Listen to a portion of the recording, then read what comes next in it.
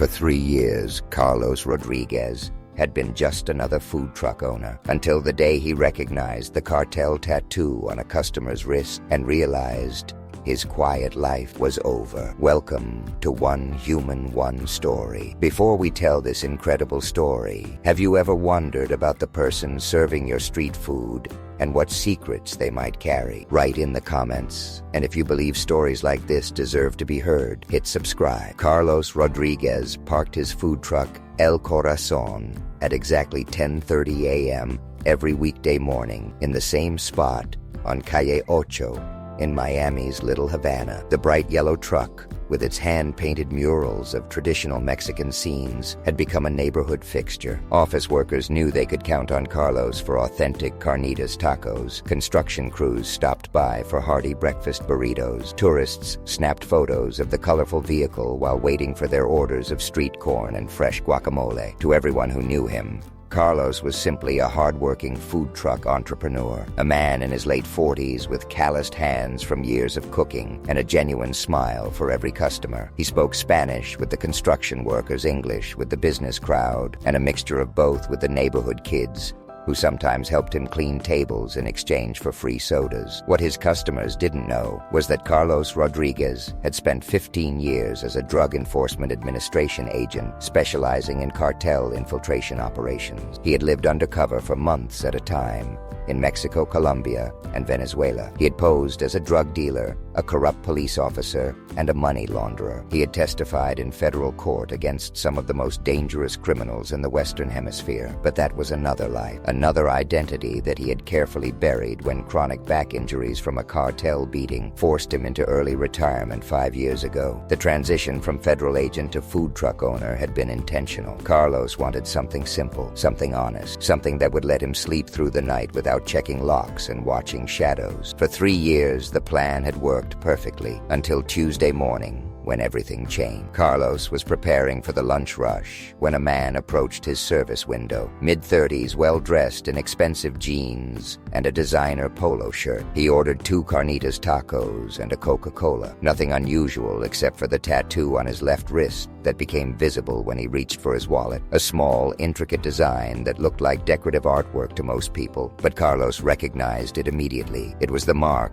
of Los Hermanos del Sur, a Colombian drug trafficking organization that Carlos had spent 8 months infiltrating in 2018. The same cartel that had nearly killed him in a warehouse beating when his cover was blown. The same organization whose leadership he had helped convict and sentence to life in federal prison. Carlos kept his expression neutral as he prepared the man's order, but his mind was racing. Los Hermanos del Sur had been decimated by federal prosecutions following his operation. Leadership eliminated. Operations shut down. Assets seized. There shouldn't be active members walking free in Miami unless the organization had rebuilt itself, or unless this man was connected to something new, something dangerous. The customer paid and walked away without giving Carlos a second glance. But Carlos memorized everything: height, weight, build, facial features, the expensive watch, the way he walked. Most importantly, the license plate of the black BMW he drove away in. That evening, Carlos sat in his small apartment in Coral Gables, staring at a business card he hadn't touched in 3 years.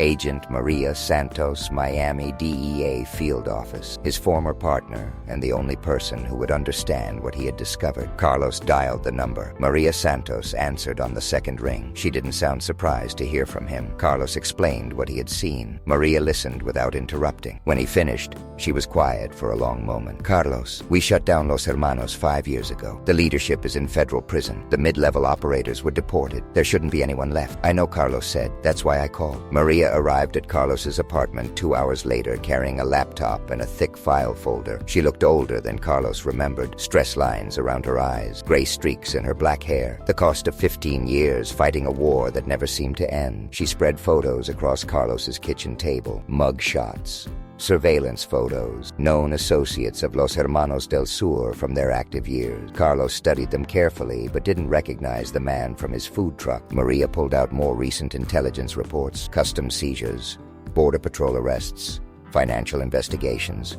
A pattern was emerging that neither of them had seen before. Someone had been quietly rebuilding Los Hermanos del Sur, not with the flashy violence and territorial wars that had marked the original organization. This new version was smaller, smarter, more careful. They were using legitimate businesses to launder money: food distribution companies, import-export operations, construction firms, and according to Maria's intelligence, they were operating in South Florida. "Carlos, your food truck is in the perfect location to observe their operations," Maria said. "Little Havana is exactly where they would set up a distribution network. You have a front-row seat to whatever they're planning." "I'm retired," Carlos reminded her. "I'm done with undercover work. My back can't handle another beating. I just want to cook tacos and live quietly." Maria nodded. "I understand. But Carlos, if they're rebuilding Los Hermanos, they're not just bringing back drug trafficking. They're bringing back the violence, the extortion, the intimidation of honest business owners. People in this neighborhood are going to get hurt." Carlos looked out his apartment window at the lights of Little Havana. He thought about Mrs. Gutierrez,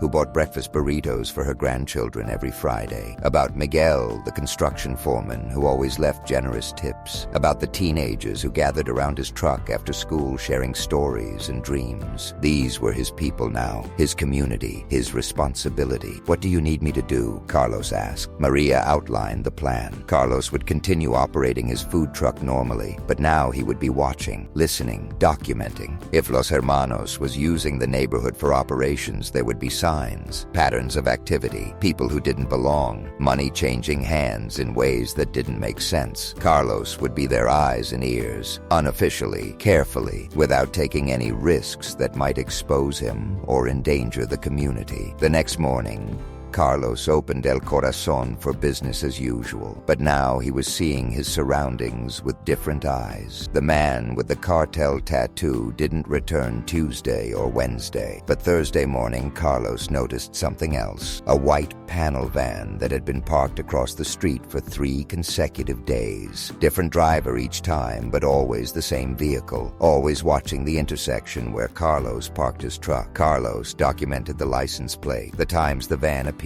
the faces of the men inside. He passed the information to Maria through a secure messaging app they had used during their partnership. Maria's response was immediate: "Keep watching. Don't approach. We're running the plate numbers now." Friday morning brought more activity. The tattooed man returned to Carlos's truck, accompanied by 2 other men. They ordered food, but spent more time looking around the neighborhood than eating. They spoke in Spanish, but used code words that Carlos recognized from his undercover work. References to packages, delivery schedules, payment methods. They were planning something. Carlos prepared their orders with steady hands while his mind recorded every word. After they left, he immediately contacted Maria. "We need to meet," she replied, "tonight." That evening, Maria brought backup: Agent Tom Chen from the Miami field office and Agent Sarah Walsh from the Organized Crime Task Force. They met at a safe house in Coral Gables, away from any potential surveillance. Carlos briefed them on everything he had observed: the van, the conversations, the body language that suggested operational planning rather than casual dining. Maria spread a map of Little Havana across the table. "If they're using your location as an observation post, they're watching something specific in that area," she said. "What businesses are within direct sight of your truck?" Carlos thought carefully. A check cashing store, a small grocery market, a Western Union office, an auto repair shop, all the kinds of businesses that handle cash transactions and could be used for money laundering. Agent Chen pulled up financial records on his laptop. The check cashing store had recently changed ownership. The new owners were a Delaware corporation with opaque financial backing. The auto repair shop had been flagged by customs for importing unusual quantities of automotive parts from Colombia. The Western Union office processed an unusually high volume of international transfers for its size. Any one of these could be a front for cartel operations, Agent Walsh said, or all of them could be part of a coordinated network. "Carlos, we need you to get closer." Carlos felt the familiar weight of responsibility settling on his shoulders, the same feeling he had carried for 15 years of undercover work, the knowledge that innocent people's safety depended on information only he could gather. "How close?" he asked. "Close enough to identify the key players," Maria said.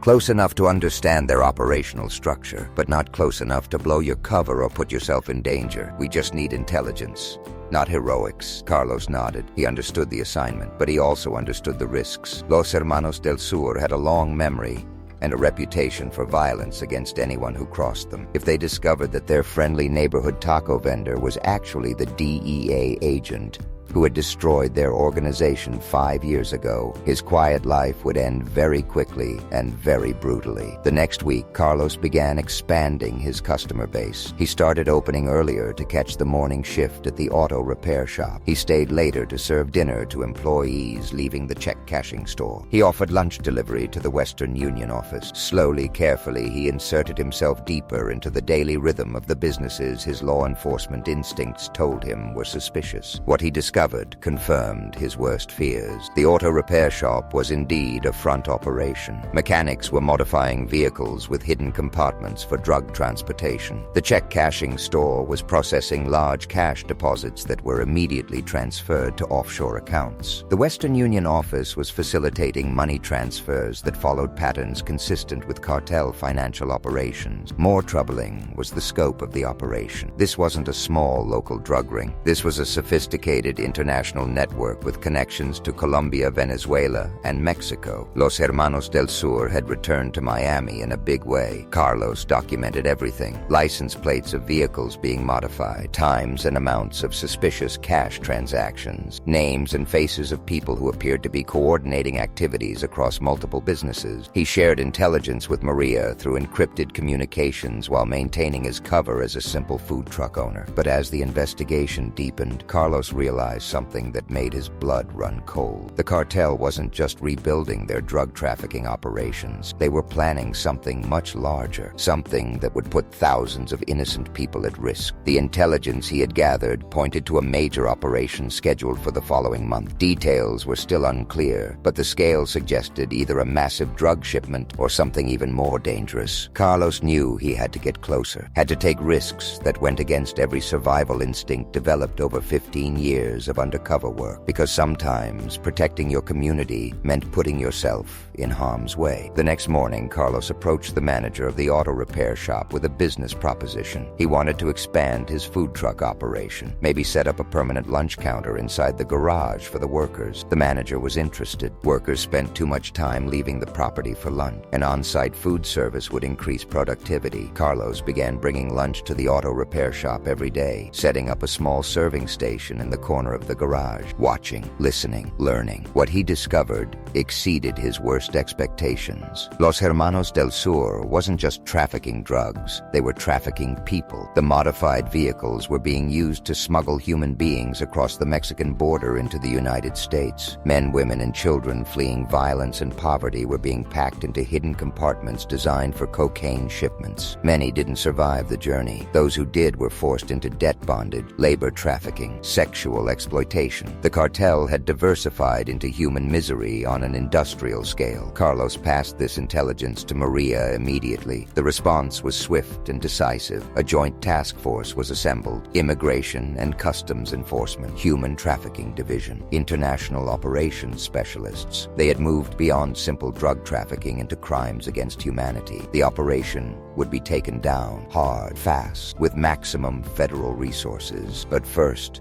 they needed more intelligence: exact numbers of victims, transportation routes, safe house locations, financial networks, information that only someone with sustained inside access could gather. Carlos agreed to continue his undercover role for 2 more weeks, long enough to map the complete human trafficking network, long enough to identify every location where victims were being held, long enough to ensure that when federal agents moved, they could rescue everyone and arrest all the perpetrators simultaneously. It was the most dangerous assignment of Carlos's career, but also the most important. 2 weeks later, federal agents arrested 47 members of the reconstituted Los Hermanos del Sur organization. They rescued 36 human trafficking victims, including 8 children.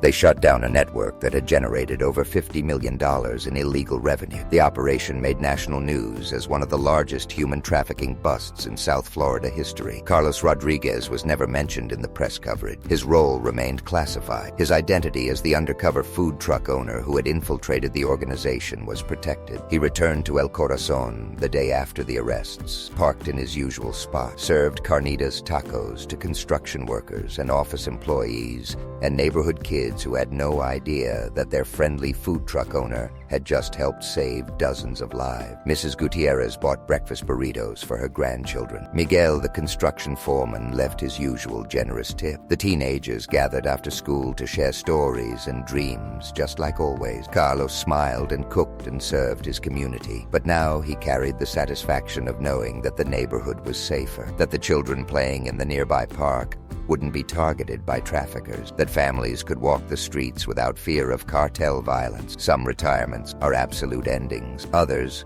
are pauses between chapters of service. Carlos Rodriguez had thought his law enforcement career was over when injuries forced him out of the DEA. Instead, he had discovered that his real mission was just beginning, protecting his community, using his skills and experience to keep innocent people safe, serving justice one taco at a time. 3 months later, Carlos received a visit from Agent Maria Santos. She brought him a letter from the director of the Drug Enforcement Administration, a commendation for extraordinary service in the field of human trafficking prevention. Carlos read the letter once, then filed it away in a drawer next to his food truck business license. The recognition was nice, but it wasn't why he had done the work. He had done it because his community needed protection, because innocent people deserved to live without fear, because sometimes the most important battles are fought by people who never seek credit for winning them. Carlos Rodriguez continued operating El Corazon food truck in Little Havana. He never advertised his law enforcement background, never told customers